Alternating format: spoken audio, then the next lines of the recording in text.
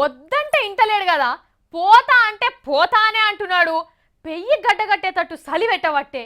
ఈ పెద్ద మనిషి ఏమో చెప్తే ఇనడాయే, జర సలి తక్కువైనాక పోదు తీ అన్నా గాని ఇంటలేడు. ఏం చేయాలనో ఏమో నాకైతే సమజ అయితలేదు. దేవుడా, పరీక్షలలో పాస్ చేస్తే నీ తానికొచ్చి గుండు కొట్టించుకుంటానని కొందరు, కొలువులు ఇప్పిస్తానంటే 101 కొబ్బరికాయలు కొడతానని ఇంకొకరు. ఇట్లా చాలా మందే గుళ్ళలకు పోయి దేవుని మొక్కుకుంటారు కదా.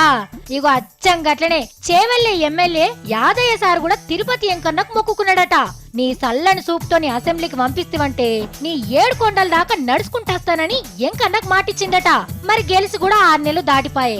ఆయనతో ఎంకన్న తానికి పోకుంటే కోపం చేస్తాడని ఇగో సలిని కూడా పట్టించుకోకుండా గిట్ల బయలెళ్ళిండు. ఇక పెద్ద మనిషి చలిల చాలా దూరం పోవట్టే మంచిగా పోయి మంచిగా రావాలని మహేందర్ రెడ్డి సారు యాదిరెడ్డి సార్లు వచ్చి గుళ్ళె పూజలు చేసిండ్రు. ఓ సారు, గంత పెద్ద దండయ్యబడితివి, గంత బరువు మీదేసుకొని తిరుపతి దాకా ఎట్లా నడుస్తాడు?